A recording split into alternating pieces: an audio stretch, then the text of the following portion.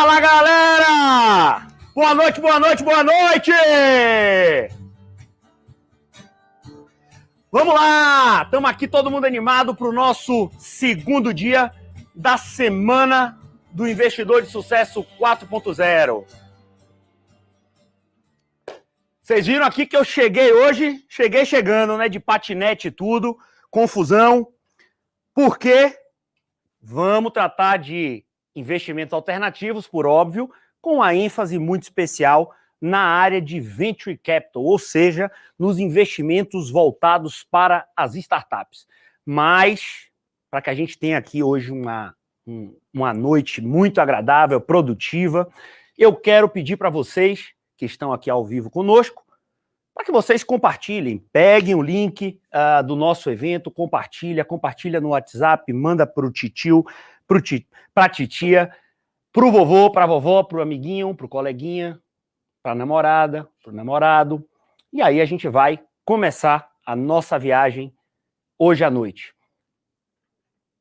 Como vocês sabem, e quem não sabe, tem a oportunidade de assistir, ontem nós tratamos do panorama do mundo da inovação. Falamos um pouco sobre as startups, falamos como que se dá esse mindset antifrágil, esse mundo VUCA, esse mundo volátil, falamos de antifragilidade, trouxemos alguns temas relacionados aos eventos aleatórios não previstos ou pouco prováveis, improváveis, os cisnes negros. Tivemos uma participação fantástica, várias e várias pessoas mandaram mensagens, assistiram após, hoje, ao longo do dia. Então, você que ainda não teve a oportunidade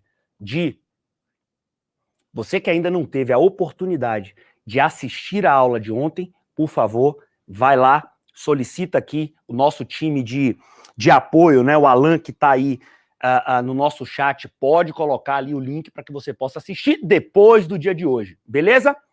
Vamos lá, pessoal. Hoje nós vamos seguir, né, nosso cronograma, abordando aqui muito o porquê. Ontem a gente viu o que nós estamos falando, do que nós estamos falando, e hoje a gente vai aprofundar o porquê que isso interessa a você, investidor, porquê que isso interessa a você, empresário, porquê que isso interessa a todos nós que queremos um algo mais, um plus na nossa alocação de recursos, na nossa carteira. Beleza? Teremos hoje aqui, antes que eu esqueça, deixar para vocês dois recados. O primeiro é que ao final dessa live, nós vai estar valendo, desse nosso bate-papo, vai estar valendo um sorteio de 5 livros meus físicos, autografados. Esses livros autografados serão enviados para vocês. E como é que nós vamos fazer essa dinâmica? É simples, está valendo a live inteira. Quem pegar aqui, tira um print da tela, print do celular, foto da tela do computador, foto da televisão, faz uma careta em mim, faz uma careta no ambiente, pode botar chifre, bota o que vocês quiserem e compartilha no seu history do Instagram, marcando o meu perfil, que nós vamos fazer uma eleição do compartilhamento, né, do print mais engraçado. Esse print mais divertido, mais engraçado, mais inusitado, vai ganhar, são 5, vão ganhar o meu livro autografado, físico, você vai receber na sua casa, beleza? Valendo a partir de agora. Não esquece de seguir, se você ainda não me segue, e de você também marcar o meu perfil para que a gente possa fazer o repost, porque a votação auditada, brincadeira, vai estar disponível lá no nosso Histories, que será compartilhado. Beleza? Grande João, boa noite, tô vendo aqui uma galera, vamos aquecer aqui nossos motores. Boa noite, Everton, João, só turma boa aí, ó. Gilmar, o Carlos Alfaia, por sinal é meu sogro, hein? Bota o sogro aí na tela, senão dá confusão. Lá em cima, Carlos Alfaia, bota ele aí que... Pera aí, rapaz, não faço com sogro, não, tá aqui. Ó, aí, ó, pronto, grande Carlos. Vamos lá, pessoal. Sem mais delongas, vamos começar aqui a nossa apresentação. Já deu tempo de vocês compartilharem à vontade. E aqui a gente segue no nosso bate-papo. Eu dei um recado, vocês não me cobraram aí o segundo recado, né? O segundo recado é que teremos hoje convidado especial. Se você ainda não foi informado, vamos receber aqui para finalizar o nosso bate-papo sobre investimentos alternativos, com ênfase, claro, hoje, no mundo das startups, no mundo do venture capital, no mundo das oportunidades exponenciais, escaláveis. Vamos receber um founder, amigo do coração, que tem uma história muito bacana para compartilhar com vocês. Tá certo? Então vamos lá. Por que aprender tudo isso, meus amigos? Normalmente, isso é um termo muito comum aqui no mercado, a gente costuma dizer que para que você saiba, né, para onde está indo, como alocar o seu recurso ou em que direção está indo determinado movimento, nada mais objetivo, fácil, simples e certeiro do que a gente seguir o dinheiro, né? Follow the money. Follow the money. Siga o dinheiro e você vai entender para onde está indo o smart money, né? Para onde está indo a grande fortuna? Qual é a direção que esses alocadores de recurso, esses que têm muito mais recurso, claro, do que nós, possuem muito mais recurso não só financeiro, mas tecnológico, de análise, de compreensão, de entendimento do ambiente macroeconômico, do ambiente microeconômico, ou seja, do nicho que tem um grande potencial de alavancagem.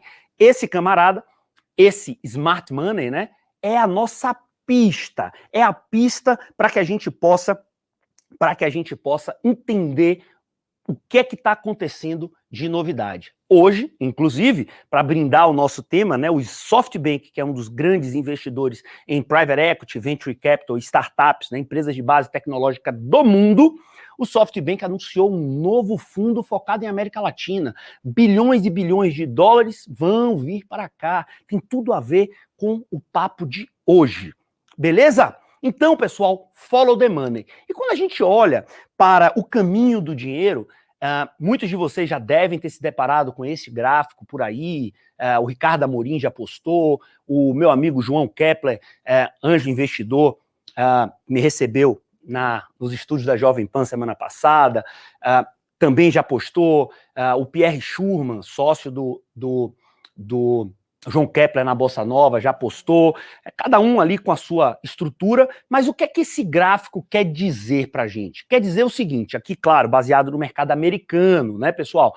A gente vê aqui que aqueles americanos, no caso, que fazem parte da classe média, lá é muito comum, né, você caracterizar sua casa própria ali como uma espécie de investimentos, hipoteca, etc., eles têm ali uma diversificação um tanto quanto complexa, né, dos seus recursos. Mas o objetivo aqui para a gente ver é como é que os ricos alocam. Você tem os ricos, que seriam ali os affluents, né, nessa ilustração, onde eles têm cerca de 25%, 24,5% dos seus recursos alocados em negócios.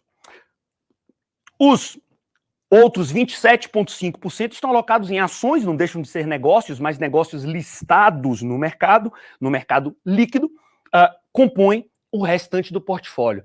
Mas quando a gente vai para os ultra ricos, os ultra high net worth individuals, ou aqueles que possuem a gestão de patrimônio em grandes family offices, ou aqueles que possuem os seus single family offices, ao invés dos multi-family offices, esses investidores, essa grande fortuna tem quase 50% do seu patrimônio, do seu investimento, da sua alocação de capital em business, em negócios, muitas vezes, e claro que essa ilustração é objetiva nesse sentido, negócios de capital privado.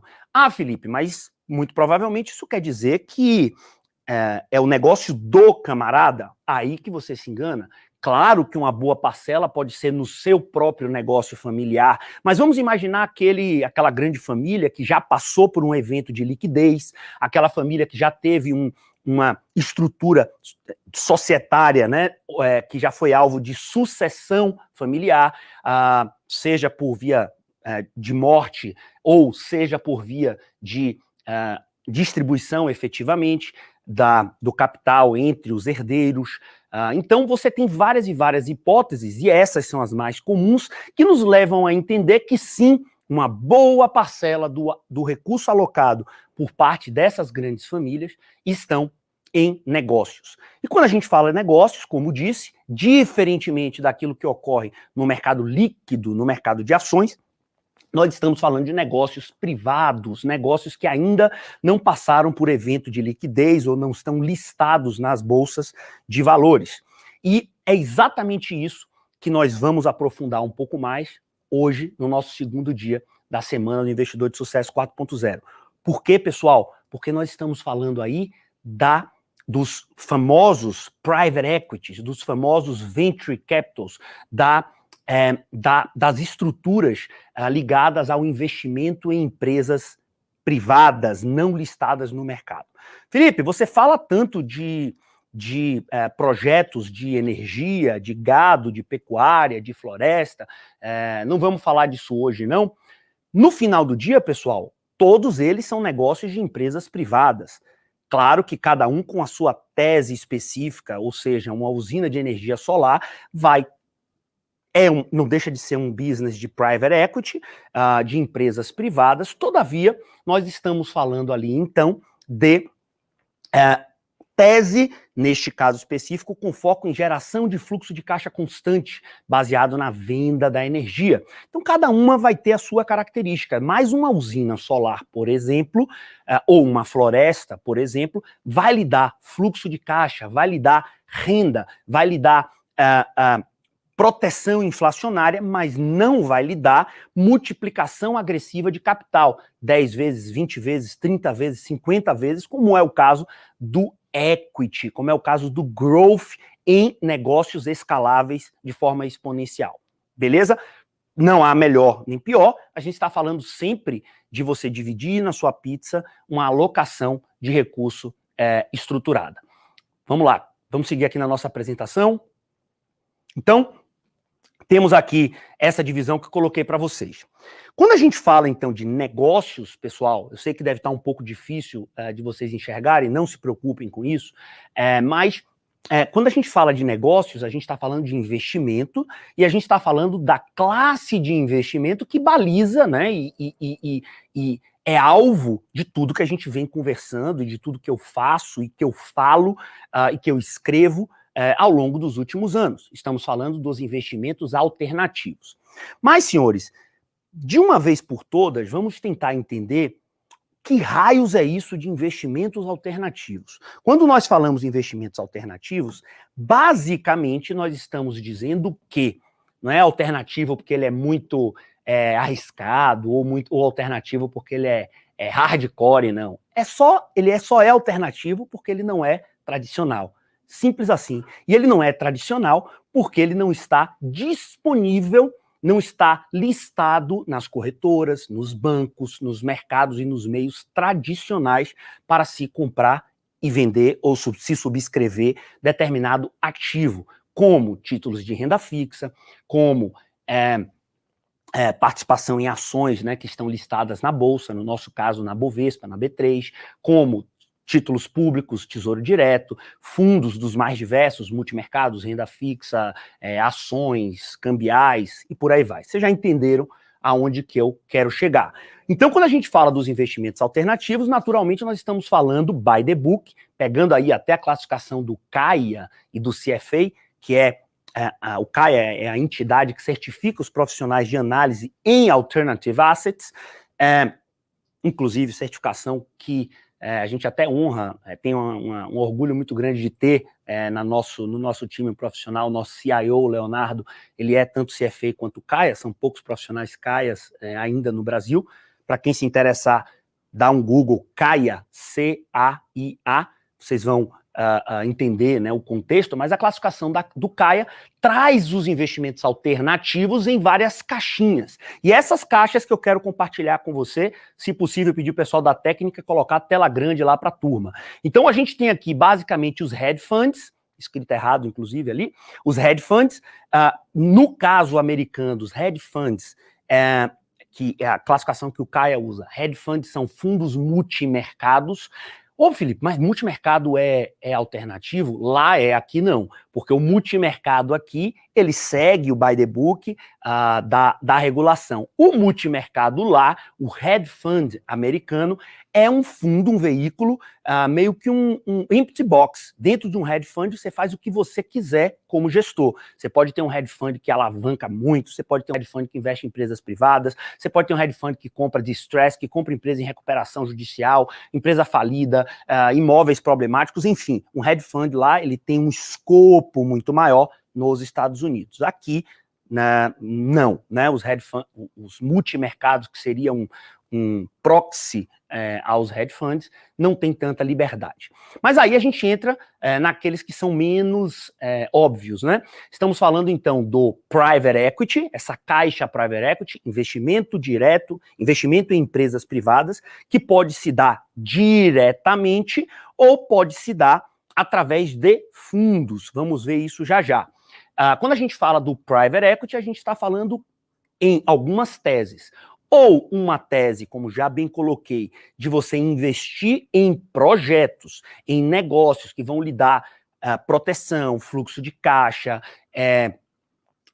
previsibilidade, como no caso de energia, linhas de transmissão, PPPs, rodovias, normalmente negócios ligados a project finance, como também vai trazer para você, numa outra formatação, possibilidade de growth. Quando a gente fala uma tese de growth, a gente está falando de uma tese de ganho de capital com a valorização da sua participação. Aquela que você paga 1 e vai vender ou alguém vai comprar a 10, a 15, a 20, tá certo?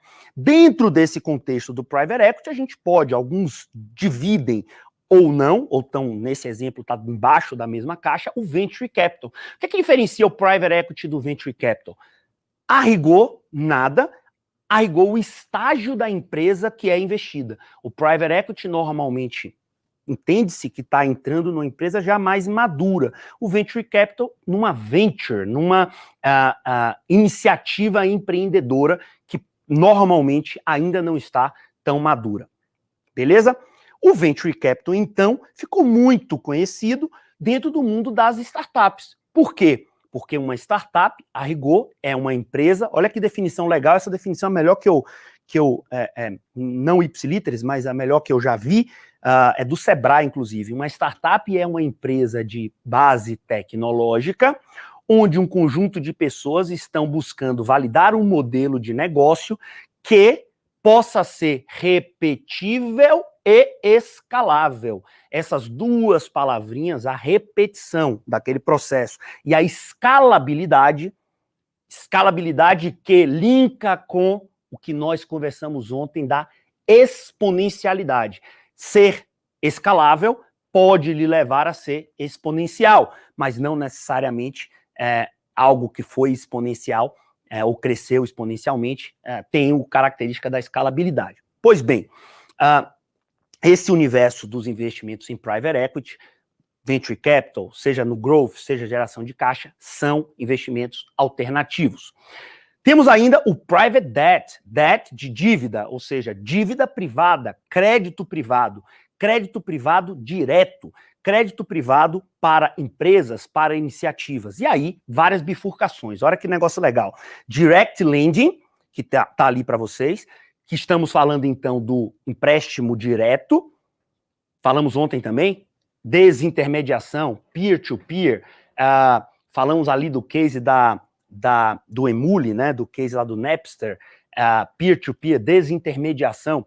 Temos aqui o mercado muito rentável, né, de NPL, Non-Performance Loans, ou Distressed Debt, que são os ativos, as dívidas estressadas. É a dívida defaultada, que não foi paga para o banco, algum player pode comprar essa dívida para recuperar esse crédito. Eu gosto muito desse mercado, estamos de olho em diversas oportunidades de NPL, né? Non-Performance Loan. Temos aí as dívidas mezaninas, que são o intermediário entre uma operação de equity e uma operação de dívida. Special Situations, como o próprio nome diz, né? operações em situação especial, recuperação judicial, falência, briga societária. Aqui entra também um pouco dos ativos judiciais, né, do finance litigation ou da aquisição dos créditos judiciais. E temos ainda, por fim, o venture debt. Ô, Felipe, venture debt? O que é o venture debt? Venture debt é dívida em venture, é um empréstimo, um título de empréstimo para uma empresa que está na característica como uma empresa de base tecnológica. É você, ao invés de investir numa startup para ser sócio dela, emprestar dinheiro para ela. Também fazemos essas operações. Temos aí, passando rapidamente, a infraestrutura. Podemos caracterizar infrastructure como um segmento claro de investimentos alternativos. Temos o real estate, super, ultra amplo. Faço a ressalva do investimento em real estate como investimentos alternativos, seja através de fundos, no caso americano dos REITs, Real Estate Investment Trusts, similar ou parecido, né, de certa forma, com o nosso fundo de investimento imobiliário, né, o FII. Temos ali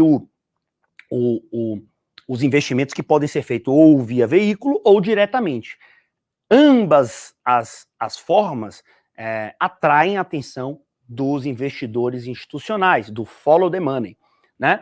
E aí você vai ter o segmento comercial, industrial, residencial, renda, escritório, etc. Temos aí a área de commodities, e aí quando a gente fala de commodities, a gente está misturando um pouco ali com natural resources, é o cara ser dono de terra, ser dono de fazenda, ser dono de ativos que geram, né, e que tem lastro em commodity, como por exemplo grãos, etc. E outros. Quando a gente vê outros ali, arte, vinho. Sim, a arte é um tipo de, uma classe de investimento alternativo, vinhos também é uma classe de investimento alternativo, antiguidade é uma classe de investimento alternativo, Bitcoin é uma classe de investimento alternativo do ponto de vista de asset allocation. Beleza, pessoal? Quis dar esse panorama para a gente poder entender. Ora, quando se fala de investimento alternativo, fala de quê? Estamos falando disso, by the book, nas melhores técnicas e academia, é isso. Ramificações existem, classificações diferenciadas também existem. Então, para trazer aqui para vocês, né, um panorama, quando a gente vê o private equity, por exemplo, a gente está procurando um retorno, um retorno médio, né, de 15% a 25% ao ano, com duração de 5 a 10 anos. O venture capital, 15 a 30%, private debt, 5 a 15, hedge funds, no caso aqui não se aplica muito para a gente, mas real estate funds de 5 a 20, e ali você tem os prazos.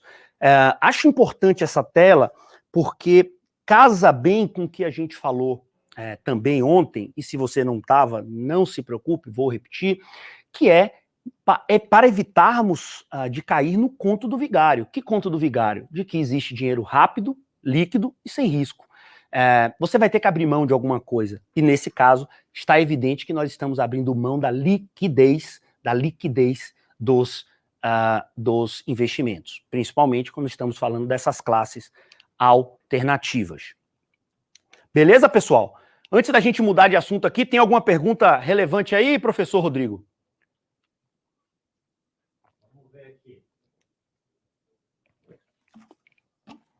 A galera tá compartilhando mesmo aí, Rodrigo? Alan, você presta atenção aí, hein? Vamos lá. Ó, tem gente aqui pedindo livro. Livro, só tirar aqui o print, tira o print da tela, pega essa tela, joga no seu Instagram, me marca, que a gente vai repostar e vai dar super certo. Vamos lá, pessoal. Ademar, pergunta excelente. Em quais plataformas, além da Blocks, vou achar esses investimentos? Excelente, Ademar. Vamos lá. A Blocks, ela tem a sua característica de focar em investimentos project finance, ou seja, projetos, energia, agro, negócios mais da economia real. Mas existem várias plataformas aqui no Brasil. Eu me dou super bem com todos os CEOs, somos amigos, fazemos parte, inclusive, de uma associação chamada Crowd Invest, que é uma associação focada nas plataformas, né, eletrônicas. Nós temos aí, por exemplo, o pessoal da SMU, Start Me Up, do meu amigo Rodrigo Carneiro. A SMU foca eminentemente em startups. Temos, por exemplo, o pessoal falar de peer-to-peer, temos o pessoal da IO, que foca em empréstimo peer-to-peer, pessoa a pessoa. Temos, por exemplo, o pessoal da Hirsch, que não é bem, do meu amigo Arthur Farrache, que não é bem, apesar de ser, não vem atuando como plataforma de crowdfunding, todavia, eles fazem diversas operações de ativos judiciais, se especializaram aí, por aí tem várias que vocês podem certamente pesquisar. Agora, o mais bacana, pessoal, e aqui é importante deixar claro algo, né? Eu não estou aqui falando em nome da Blox, pelo contrário, observem que vocês estão no meu canal do YouTube. Aqui a gente está num programa e num processo educacional. Importante diferenciar, né? O Felipe CEO Blox e o Felipe escritor de livro, o Felipe que está aqui buscando transmitir de fato conhecimento, porque o meu compromisso aqui é com você e não é tá aqui necessariamente falando somente da nossa plataforma. E por isso que eu digo que várias e várias oportunidades de investimento, principalmente nessas classes de ativos, e principalmente quando estamos diante das oportunidades em startups, ou seja, em venture, né, teses de growth, essas oportunidades só surgem se você tiver o networking certo, se você estiver conectado com as pessoas certas dentro do ambiente certo. Afinal de contas, um investimento no iFood, na época que o iFood estava começando, passou na mão de muita gente, mas só daquelas pessoas que estavam inseridos no ecossistema. E fazer parte desse ecossistema exige muito networking, muito trabalho e está ali conectado com as pessoas certas. Esse é um dos meus objetivos e, na verdade, dos meus desafios, da gente montar uma consistência em termos de grupo que possa, esse grupo de networking, de mentorados, formado por pessoas do Brasil inteiro, conectadas, a gente possa trocar informações, trocar figurinhas para pegar as pernadas e as ondas de forma antecipada. Vamos lá. Felipe, os investimentos alternativos são renda fixa ou renda variável? Boa pergunta. Os investimentos alternativos são tanto renda fixa quanto renda variável. Já vamos explicar isso. Nós estamos falando aqui de títulos. Eu vou até corrigir o que eu estou colocando. Por quê? Porque depende da estrutura que for formatada a sua entrada nesse investimento. Se você está falando de uma operação necessariamente de equity, onde você converte e vira sócio, podemos dizer, entre aspas, que é uma renda...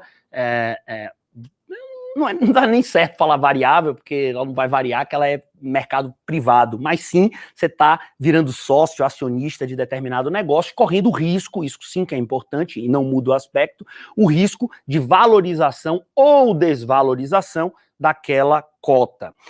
Mas, quando você está emprestando dinheiro para aquele empreendimento, podemos dizer que esse título é um título de renda fixa, e ser renda fixa não significa que é sem risco, pessoal. Já somos muito grandinhos para entender que renda fixa, ainda que aquela renda fixa que a gente compra, se for, por exemplo, pós-fixada, é uma renda fixa que pode variar se você não carregar até o vencimento. Beleza? Vamos lá. E aí, meus amigos, hoje eu trouxe para vocês, eu já havia lido, já tinha um mês mais ou menos, algumas informações relevantes que complementam esse nosso bate-papo, né? Falamos ali do follow the money, olhamos um gráfico rapidamente, entendemos quais são as classes e os segmentos, as denominações, né, que nós estamos diante, mas vamos para a prática. O UBS, que é o banco suíço, o maior banco suíço, na verdade o maior gestor de fortunas do mundo, ele solta todos os anos um report, dando um cheiro, fazendo uma pesquisa, na verdade, né, um survey, uma pesquisa, uma enquete com todas aquelas famílias que usam o UBS como ou gestor, ou administrador, ou consolidador do seu patrimônio global. Essa pesquisa, ela é compilada e agora nós estamos aqui foi publicado há pouco mais de um mês, 2 meses, o Family Office Report 2021, pegando uma fotografia do final de 2020, início de 2021. E olha que bacana, assim como ocorreu no último report, no report anterior, essas grandes famílias, prestem atenção a isso, possuem 40% do seu portfólio, 40% do seu portfólio alocado em investimentos alternativos, em alternative assets. Como que isso está distribuído? Olha lá, 1% artes e antiguidades, 1% commodities, a gente viu no último slide, ouro e metais preciosos, hedge funds, vocês já sabem por que hedge funds estão aqui, não precisa mais fazer, está aqui, não precisa mais fazer confusão. Real estate, private equity, aqui eu quero pedir sua atenção. Quando a gente olha para essa estrutura desse investimento do private equity, tem uma bifurcação aqui muito clara entre os investimentos que essas famílias, esses family offices estão fazendo diretamente em empresas, ou através de fundos. Então, eles possuem hoje mais investimentos ali, quase igual, mas 10% alocado em direct investments e 8% via fundos ou fundos de private equity. Ah, Felipe, eu prefiro investir em fundos. Sim, tem vários fundos legais de private equity aqui no Brasil. Todavia, esses produtos, esses fundos, eles são estruturados, em sua grande maioria, em ofertas restritas para investidores profissionais que têm 10 milhões ou mais, né, de patrimônio e podem deixar esse seu dinheiro alocado por 8, 10 anos dentro ali da gestão do fundo, tá certo? O ideal mesmo é diversificar. 10% em cash, e aí a gente vai para os investimentos convencionais, né? Renda fixa, equity são ações de países em desenvolvimento, países desenvolvidos, né? E aí o Brasil, naturalmente, está ali dentro dos países em desenvolvimento.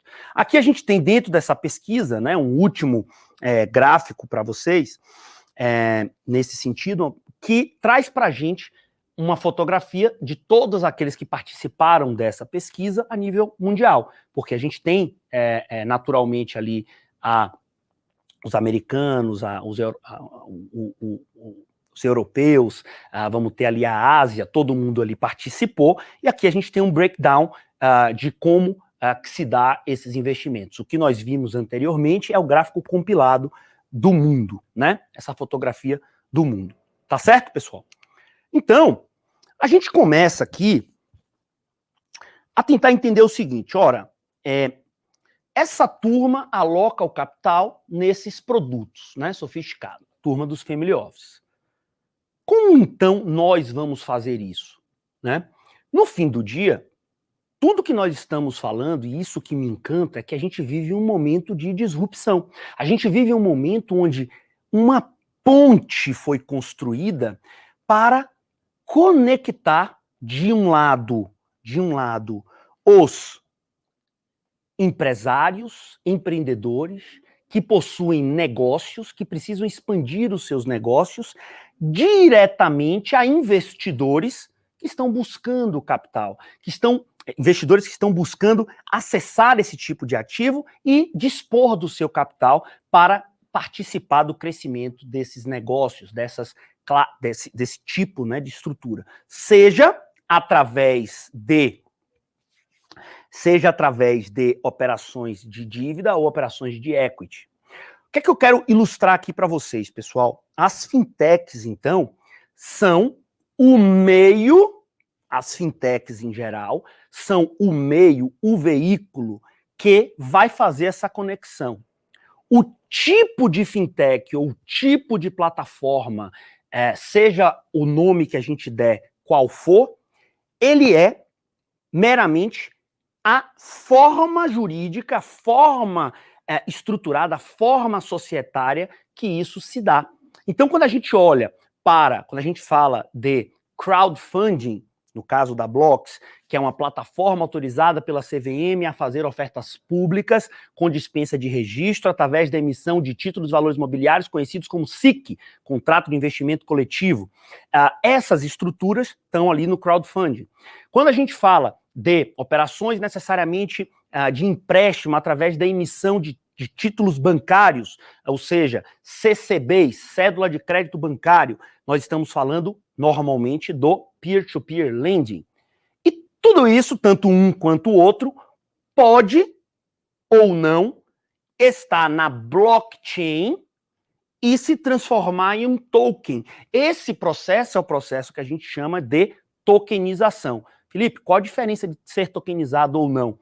A rigor, é somente uma representação daquela participação, daquele ativo, daquele direito que você tem na blockchain, que facilita a sua comercialização no mercado secundário. Poxa, gosto disso. Eu também. Mas a CVM, a nossa Comissão de Valores Imobiliários, ainda não permite que você tenha um mercado secundário de tokens, tá bom? Uma negociação no mercado secundário. Significa dizer que quando você entra em determinada operação desse tipo, você não pode vendê-la? Não, você pode vendê-la sim no mercado de balcão, fazendo uma transação privada. O direito, o negócio, aquela participação é sua. Você pode fazer o que você bem entender com ela. O que não pode ocorrer por parte dos participantes do mercado é um fomento ao mercado secundário, é um home broker ali de cotas ainda. A CVM vem melhorando e vem incrementando esse tipo de iniciativa dia a dia e mês a mês vem evoluindo bastante isso. Tá bom? Então, essa ponte, meus amigos, entre o mercado de capitais e os investidores é o papel que nós estamos buscando e entender, pegando a pergunta aqui do companheiro que fez mais cedo, né? Entender como nos posicionar e como encontrar essas oportunidades que estão espalhadas em diversas plataformas por aí, ou até no mercado privado direto. Beleza? Agora, para a gente sedimentar aqui o nosso conhecimento e começar a aquecer os motores para receber o nosso convidado, né? Mais 10 minutinhos, ele já está ali se preparando para a gente poder recebê-lo aqui. Mas quando a gente fala das operações, entendam de uma vez por todas que, independentemente de como essa estrutura, essa oportunidade esteja travestida, na verdade, nós estamos diante de duas modalidades de operação. Só existem essas duas modalidades de operação no mercado. É como matemática, né? 4 funções. A gente tem aqui, então, ou uma operação de dívida, dívida, onde você, investidor, está emprestando dinheiro. Felipe, mas no mercado tem várias possibilidades diferentes. Negativo. Quando você compra um tesouro direto, um título público, você está emprestando dinheiro para o governo. Quando você investe no CDB, você está emprestando dinheiro para o banco. Quando você compra uma debênture, você está emprestando dinheiro para uma determinada empresa que emitiu essa debênture. Tá certo? Quando você compra uma ação, é uma operação de equity. E quando eu invisto num fundo de renda fixa, o que é que eu estou fazendo? É uma operação de equity. O fundo, ele tem um CNPJ, ele está registrado em determinado administrador, e você se torna sócio cotista desse fundo. É uma operação de equity. Tá certo? Agora, aqui no nosso universo dos investimentos alternativos, quando a gente fala de uma operação de equity, é aquela operação que você está exposto à performance daquele negócio, se esse negócio vai bem ou vai mal. E é nesse espectro que se encaixa as oportunidades de venture capital. Tá certo? Vamos lá, vamos passar a nossa apresentação. Entendemos aqui as caixinhas, entendemos o papel, né, desse mercado.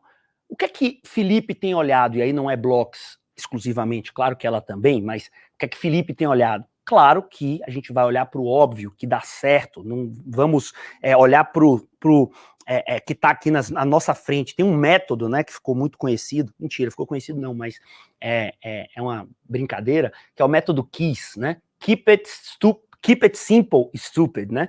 O simples é o que funciona no fim do dia.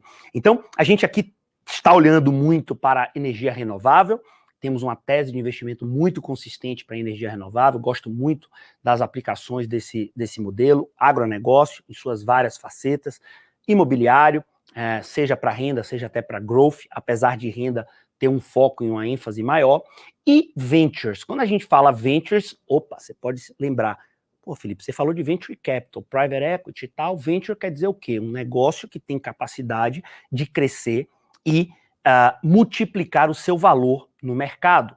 E é essa vertical que a gente vai dar uma olhadinha com muito carinho aqui hoje. E por quê? Porque, pessoal, a gente vive no Brasil um momento único para esse tipo de iniciativa. A Blocks, ela é uma startup, ela é uma startup que está dentro do universo de fintech, que por sua vez está dentro do universo de fintechs de investimento, wealth tech, você pode colocar, ou eu acho que o wealth tech é o que mais simboliza, né? Mas não importa os rótulos, o que importa é que sim, estamos num negócio com potencial escalável, que está passando por suas fases. Fases? Sim, tá aí na tela para vocês. Toda empresa, ela vai passar ela tem suas fases de desenvolvimento, e essas fases de desenvolvimento, quando a gente olha para o universo das empresas com alto potencial de crescimento, né, escalável, repetível, ou seja, startups, nós estamos diante de uma série de fases. Cada um pode dar a denominação que quiser. O fato é que quando essa empresa começa, ela está na fase da ideia, a gente está falando ali de um MVP, né, do Minimal Valuable Product, onde esse empreendedor vai desenvolver a sua ideia e ele vai buscar dinheiro ou do bolso ou dos FFF. Quem sabe o que é FFF? Family, Friends and Fools. Ele vai tomar o dinheiro, pedir o dinheiro, trazer sócios investidores, que são aqueles early adopters, aquelas pessoas que estão envoltos e lhe conhecem. É o FFF. Depois que você passa pela fase de prova de conceito, de validação desse seu negócio, você vai começar a tracionar esse business. Encontrou o product market fit, encontrou ali o fit de mercado, você vai tracionar ele e, naturalmente, é nessa fase, entre a transição da fase 2 ali para a fase 4, é que você pode fazer uso do crowdfunding. Você pode acessar essas oportunidades através das plataformas que assim se organizem naturalmente. Qual o grande cuidado, principalmente nesse mundo de venture capital, né? É que muitas vezes, pessoal, quando o negócio passou da fase 1, está ali na fase 3, já validou o modelo, já está começando a ganhar uma escala, a rigor, não vai faltar dinheiro para esse negócio. Então, quando a gente vê muitas operações, e eu sempre tive muita dificuldade de subir operações de startups na própria Blocks, porque normalmente essas oportunidades pode ser aquele cavalo que já passou. Então, temos aqui que ficar atentos para pegar o cavalo, né, selado quando ele está passando na nossa frente, não quando ele sai correndo atrás dele, quando ele já passou de fase. Porque quando ele passar dessa fase e ele já estiver ali numa fase de tração, é onde entram os fundos de seed money, ou hoje se confunde muito, né, por conta do tamanho do cheque, seed money ou venture capital, e aí, posteriormente, em outra fase, nós vamos ter a fase de acesso ao mercado de capitais, do ponto de vista dos big players, não que antes não estejamos falando de mercado de capitais, mas estamos falando praticamente de private equity ou IPO, ou private equity e IPO, porque você tem muitos fundos de private equity que focam na fase de investimento pre-IPO, para pegar aquela pernada antes da empresa ser listada no mercado. E aqui no Brasil tem acontecido muito isso. Por que disse diversas vezes para vocês que estamos vivendo um momento mágico? Porque pela primeira vez estamos diante de um ecossistema que possibilita que nós venhamos a capturar um ciclo completo do negócio. Ou seja, uma startup que começou, tracionou, recebeu investimento na primeira rodada, segunda, terceira, quarta, private equity, mercado de capitais, IPO. Isso não acontecia lá atrás. Hoje, nós temos várias startups, empresas com esta estrutura e formatação listadas na bolsa. Wine.com, Enjoei, Traders Club, Get Ninjas, Melios, e uma fila gigante de empresas com essa estrutura para abrir capital na Bolsa. Então, filas de startups a caminho do IPO cresce e a Bolsa Brasileira vai mudando o seu perfil, né, do ponto de vista de estrutura. É fácil montar em cima de um iFood, que não abriu capital ainda, por exemplo, logo no início, enquanto o valuation está barato? Claro que não. Você tem que estar no lugar certo, com as pessoas certas, primeiro atento, com open mind, né, claro, e fazer parte daquele ecossistema para que você possa ser convidado efetivamente a colocar ou ter, né, acesso a essa oportunidade, seja ela qual for. Mas isso aqui, do ponto de vista de panorama, espero que vocês tenham capturado, é uma mudança de paradigma, porque outrora só empresas de base industrial, empresas de base hard assets, né, grandes construtoras, grupos familiares com um monte de ativo, funcionário, um negócio que não é de fato escalável, tinha vez aqui no nosso mercado. Boas empresas, inclusive, escolheram a Nasdaq para fazer o seu IPO, não deixam de ser brasileiras, mas estão listadas fora do Brasil, como por exemplo, a própria XP, ou como, por exemplo, o próprio Pátria, ou como, por exemplo, a Stone, ou como, por exemplo, o PagSeguro, tá bom? Vamos nessa, vamos adiante. E o futuro? Olha que legal, pessoal. Não sei se vocês estão tendo dificuldade aí de ver, mas olha que legal. Quando a gente olha para o futuro, nós temos aí uma série de empresas de base tecnológica, startups que um dia passaram por rodadas, né? Por exemplo, aí eu tenho umas duas que passaram, eu senti o cheiro, né, na minha frente e eu acabei não entrando no momento certo. Mas empresas que são as 17 startups brasileiras, aqui foi um levantamento do Distrito, que acompanha, né, um reporte desse ecossistema nacional, trazendo para a gente aqui essas 17 empresas que têm potencial de virar unicórnio. Pô, Felipe, eu não sei o que é unicórnio. Unicórnio é um bichinho e tal, assim, mas ele é um simbolismo para empresas que têm um valuation, um valor de mercado, empresas privadas que têm um valor de mercado acima de $1 bilhão. Então nós temos aí Minuto Seguro, Neon, Doutor Consulta, Conta Azul, Contabilizei, Pipefy, Zenvia, a Fazenda Futuro, que faz ali aquele hambúrguer vegano, né? Sem ser a base de carne, animal. Então nós, Superlógica, e várias outras empresas que estão aí dentro desse ecossistema. Isso para ilustrar, pessoal, que empresas que fazem parte, negócios que fazem parte do nosso dia a dia, que começaram outro dia, que começaram há 5, 6 anos atrás, estão encontrando respaldo para que esse ciclo, que pode ter começado no investimento através de um grupo nosso, ganhe tração e, por sua vez, vá galgando novos percursos. Agora, quando a gente vai falar da teoria, é uma coisa legal. Mas eu trouxe para vocês hoje aqui um convidado especial, já eu chamo ele, mas vou contar aqui para quem não conhece, né, a história. O Moacir é o CEO, founder do Kinvo. Kinvo, um aplicativo, o melhor aplicativo hoje, sem dúvida, de consolidação de portfólio no Brasil, onde você pode consolidar todos os seus investimentos. E o Moacir, amigo de longas datas, foi meu sócio, fundou comigo a nossa instituição financeira, que eu contei para vocês ontem, a Futuro Invest DTVM, e na mesma balada o Moacir, ele, ao sair desse processo, né, como sócio também comigo lá da nossa instituição financeira, ele começou a acelerar o processo do Kinvo, que encontrou, não o caminho da Bolsa, até iria, mas encontrou no meio do caminho um outro exit, uma outra saída com um player estratégico, no caso, o Banco BTG Pactual. Moacir, vem aí para o nosso palco virtual, meu amigo. Grande Moacir, tudo bom, meu querido? Grande Felipe, tudo bom? Como é que vai, cara? Obrigado pelo convite aí, para mim é um prazer dividir esse momento contigo. O que eu posso te dizer é que na época que a gente era sócio era mais divertido. Se tu muita saudade daquela época, era uma época realmente fantástica, cara. A gente reclamava, né, Mó, de alguns problemas que não eram problemas. Hoje o negócio é muito mais, mais tenso. Mais hard, é mais rápido, né?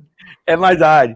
Mas é isso aí, rapaz. A gente vai, as coisas vão passando e a gente vai ficando realmente as experiências, é o que eu digo, né? É o que conta mesmo aí, é o que a gente constrói ao longo do caminho. Mas, Mó, quero aproveitar o seu tempo, que eu sei que é precioso. Estamos aqui também tarde da noite. Conta um pouquinho aí para o pessoal um pouco dessa história do Kinvo, como é que foi esse processo, até esse novo momento, né? Que não é o fim do negócio, pelo contrário, é um novo começo. Conta aí pro pessoal, fica à vontade, a casa é sua.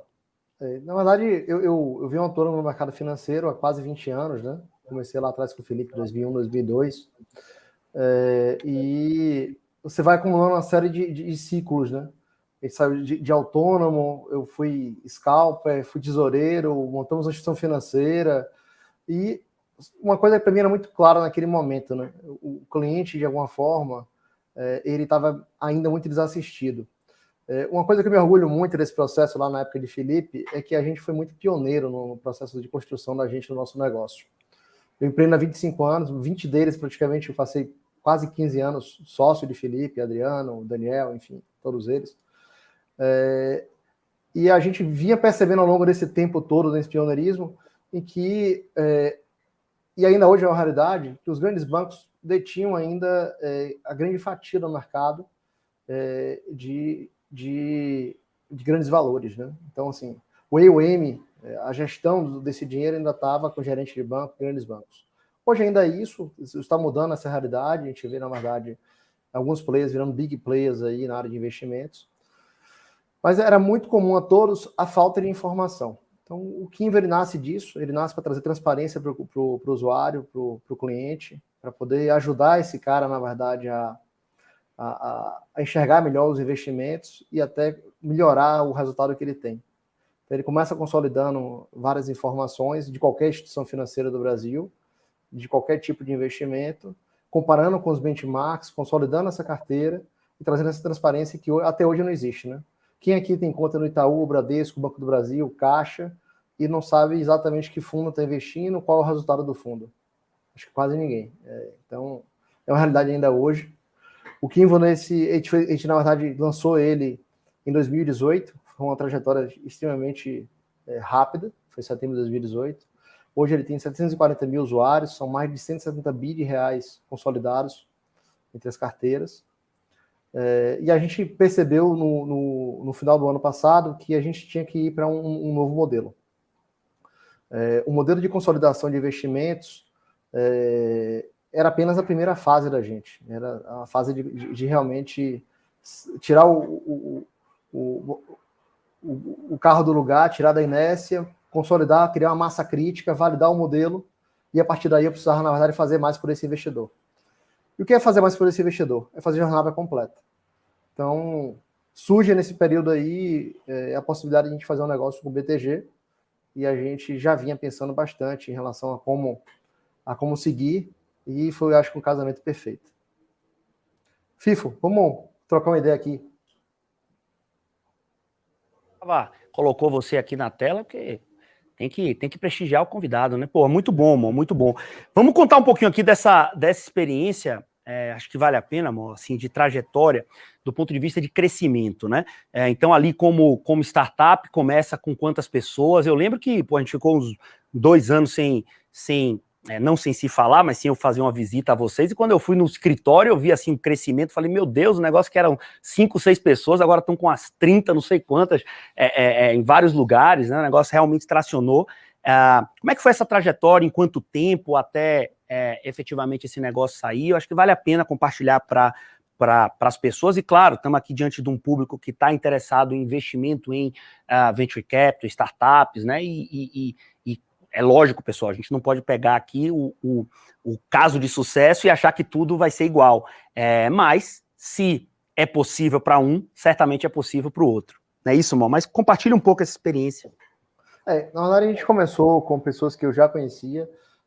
Uma coisa que eu avalio em relação a qualquer startup, você tem que trazer pessoas e sócios que realmente possam contribuir para o negócio. De fato, o meu business era um business que envolvia mercado financeiro, mas principalmente tecnologia.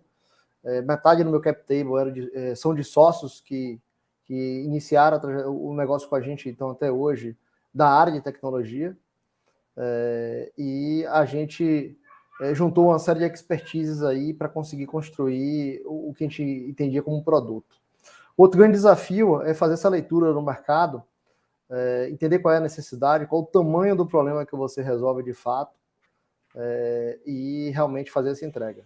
Existe uma diferença muito grande. Quando você fala de tamanho de problema, amor, para a turma que não é do negócio, é entender assim, poxa, qual o meu mercado endereçável, não é isso? Ou seja, qual essa dor que eu estou resolvendo no seu caso, ter mais transparência, não é só consolidar, né? Ter mais transparência nos seus investimentos, entender e poder tomar melhores escolhas. Quando você começa a entender o tamanho desse mercado, é que você encontrou ali o que a gente pode falar de product market fit, né? Perfeito, Felipe. A gente olhou bastante para isso aí, mas o grande desafio é você conseguir ligar as pontas, né? Eu tenho um amigo cearense que fala que mais vale uma nota fiscal de R$1 emitida do que 1.010. E eu concordo com ele. Eu acho que a grande dificuldade das pessoas em relação a esse processo é achar o tamanho do problema. No nosso caso, são 80 milhões de investidores do Brasil, mais de 5 trilhões de reais, e conseguir endereçar isso e melhorar a vida desse cara. Então, a gente realmente tinha um desafio, um problema muito grande, que ainda não foi resolvido, está sendo resolvido.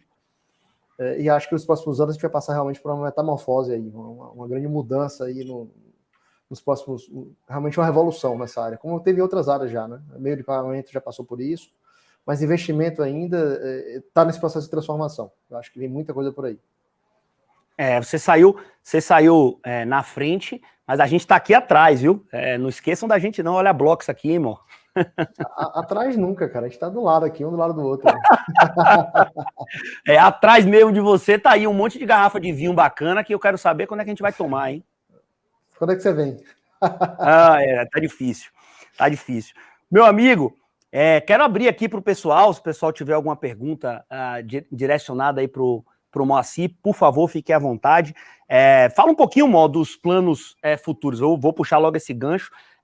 Ainda não, apesar do Kinvo, né, ter uma estrutura de APIs conectadas em vários players, a Blocks, a gente aqui tem que escolher as nossas batalhas. Esse não era um problema a ser resolvido num curto prazo, mas certamente está no nosso radar, Danilo. Obrigado pela pergunta.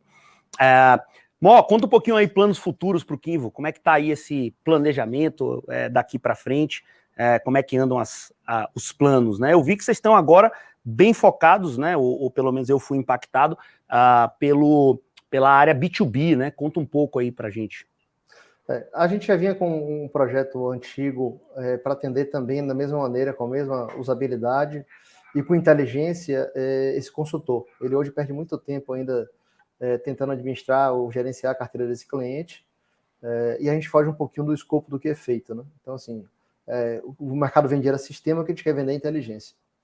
Então, a gente já conectou o Kinvo a diversas casas no Brasil, XP, a gente está lançando já aí a conexão BTG, e aí vem todas as casas relevantes do Brasil, inclusive a Blocks, a gente quer também avançar com isso aí, é uma conversa antiga que eu tenho com o Felipe na parte de investimentos alternativos. É verdade, é verdade. Mas esse ano ainda a gente quer colocar todo mundo no ar, a gente quer antecipar esse processo de Open Banking e diminuir a fricção desse cara, né? Que hoje, na verdade, ele perde mais tempo hoje, talvez, no back-office do que cuidando da carteira do cliente, cuidando do cliente de forma essencial. Então, a gente vai fazer um trabalho aí. A plataforma foi lançada recentemente, uma plataforma que já tem hoje mais de R$1 bilhão em investimentos de consultores. Já são mais de 60 consultores. A gente está indo na fase beta, né? Mas eu acho que a gente acredita muito nesse modelo aí de crescimento, principalmente na parceria com o BTG. A ideia da gente em relação a esses planos, como também em relação ao Kinvo, é permitir que esse cara hoje consiga fazer a trajetória completa. Não só consolidar, mas melhorar a carteira, balancear, usar as ferramentas que a gente tem hoje à disposição para poder gerar melhor resultado para esse cliente. Muito bom, muito bom. Moacir, querido, cumprindo aqui o nosso horário regulamentar, a gente podia ficar conversando muito aqui, não tenho a menor dúvida, mas a gente aqui prometia a turma de não passar muito aqui de uma hora e pouco esse nosso bate-papo. Quero lhe agradecer muito a disponibilidade, querido. Lhe peguei assim de surpresa, mas eu achei super relevante ter sua presença aqui e certamente, quer dizer, você vai estar aqui amanhã, em São Paulo amanhã, né? Amanhã eu tô indo lhe ver. Então amanhã a gente se encontra. Um grande abraço, querido. Até a próxima. Obrigadão pela sua presença. Obrigado a todos aí. Obrigado, Felipe. Um abraço grande, cara. Tchau, tchau. Vamos lá, pessoal. Poxa, novamente aqui, né? Muito obrigado pela sua presença, Moacir. Como sempre, bastante prático, simpático. E certamente um case, né, que eu pude acompanhar de perto desde o nascimento, né? Poucos anos, ganhando uma atração, uma relevância, uma presença de mercado bastante importante. E claro, quando você tem lá naquele nosso ciclo, pessoal, voltando aqui a nossa apresentação, quando a gente olha aqui esse ciclo e a gente entende em que momento nós vamos entrar, então me arrependo muito de não ter entrado ali no Kinvo, no estágio que poderia, e tivemos muitas conversas, você vê dentro de casa, do lado, próximo, você vai, é uma corrida de bastão aqui, aquela corrida de revezamento, né, onde você vai passar esse bastão para o próximo, e aí a coisa vai andando. Quando a gente traz o exemplo do Kinvo aqui para vocês, vai mostrar que nem só de IPO vive todo mundo, ou seja, um parceiro estratégico que adquire sua empresa e pode levar essa sua empresa a um outro patamar, incorporando o seu negócio, também é uma saída bastante interessante para os negócios. E aí vem o conceito das teses de investimento que estão por trás de cada uma dessas iniciativas, desses investimentos em startup. Eu, na física, e com o meu grupo de investidores, a gente investe bastante em startups. Felipe, por que não tem na Blox? Estamos olhando, estamos começando a avaliar, mas quando a gente parte para colocar isso para o público, nós precisamos ter uma segurança muito grande do que a gente está fazendo, e normalmente essas oportunidades que existem de investimentos em startups são oportunidades, como disse para vocês, que, usando aí um jargão, né, que meus sócios gostam muito de falar, tem tapa para o pessoal entrar. Então, acaba sendo bem difícil você conseguir puxar para colocar em plataformas. Mas estamos nessa luta e, de qualquer forma, eu sigo aqui com o nosso, na pessoa física e meus investidores e amigos que acompanham já há algum tempo, entrando em diversas dessas iniciativas. Tá bom? Pessoal, vamos... Opa, cadê aqui minha... Vamos agora caminhar para o nosso final. Vou abrir para perguntas e a gente vai gastar um pouco aqui dos nossos 10 minutinhos restantes para responder as perguntas de vocês, fazer alguns lembretes, claro, no que tange ao nosso livro. Não esqueçam, print na tela, foto da tela, posta no history do Instagram, marca o Instagram, faz careta, tira você junto, pinta aqui a mim, o Moacir, enfim.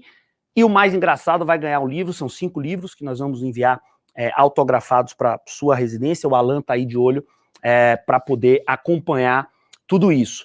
Mas, voltando aqui para as nossas teses, pessoal, de investimento, nós, naturalmente, não podemos sair dizendo, energia solar, investe.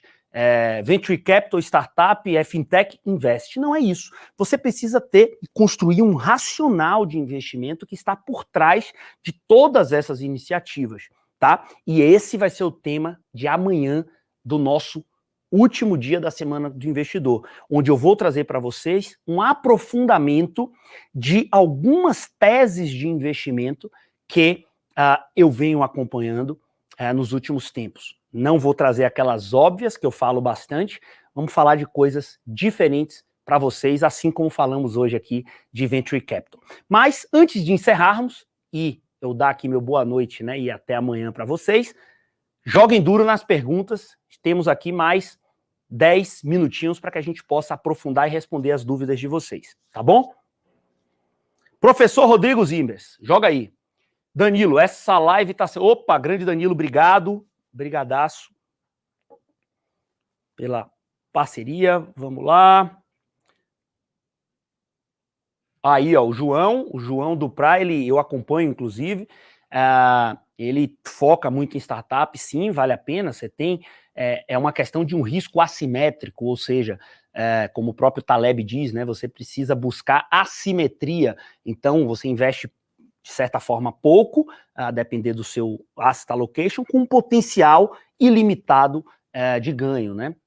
Do ponto de vista de multiplicação. Ciente de que estamos falando das classes de investimento alternativo, o investimento em startup é aquela mais arriscada, claro. O modelo de negócio pode mudar, pode desandar. Contar um case aqui para vocês. Imaginem vocês alguma startup, por exemplo, que eu conhecia, a Instaviagem, era uma conexão com o Instagram focada em viagem. Veio a pandemia, acabou a viagem, a startup acabou.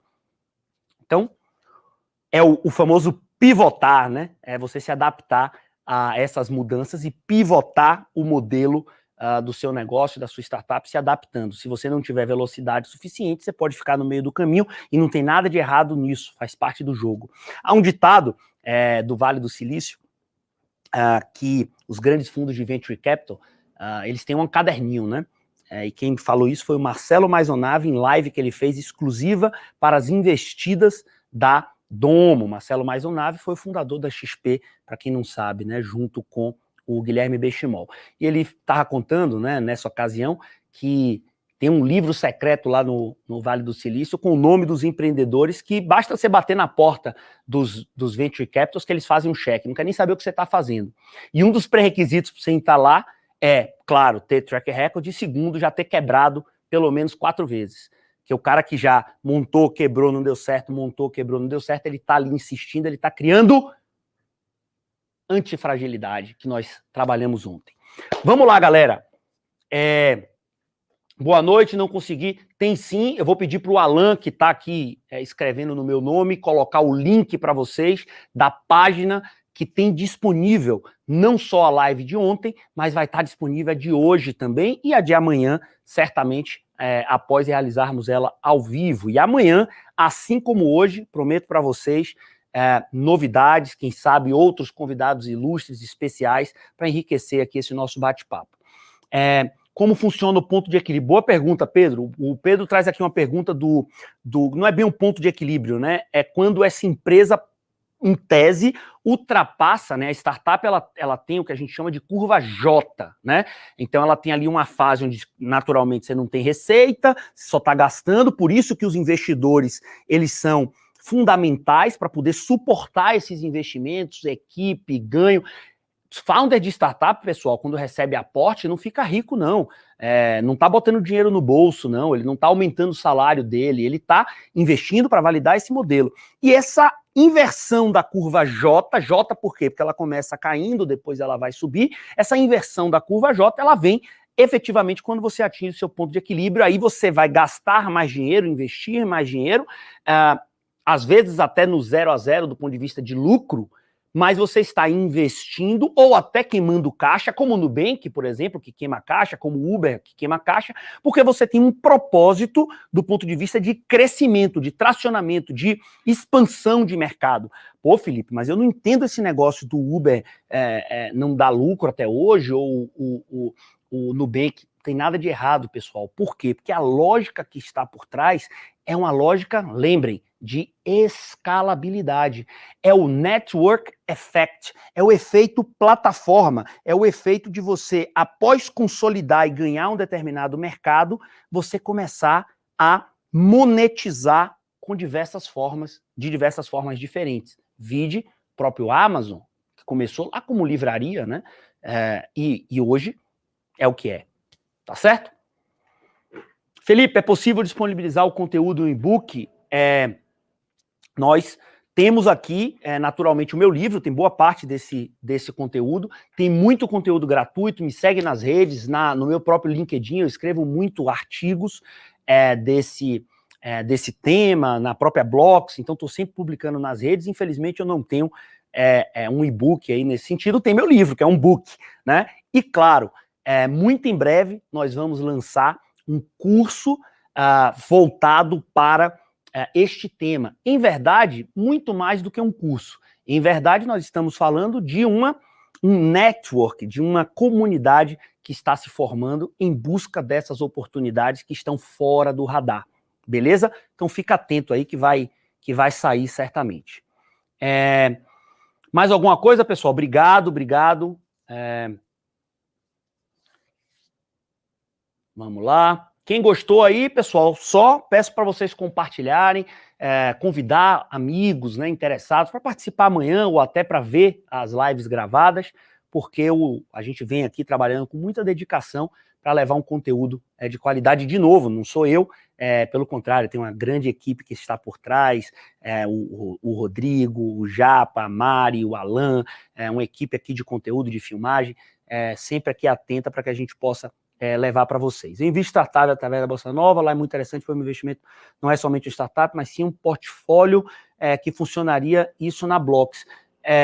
De novo, Pedro, obrigado pela pergunta. A gente não está aqui falando da Blox especificamente. Sim, é possível você ter um portfólio de investimentos, e sim, eu também invisto desta forma, que é buscar a diversificação. Óbvio, você não vai botar todas as suas fichas em um portfólio, em uma startup, você vai montar um portfólio de startups.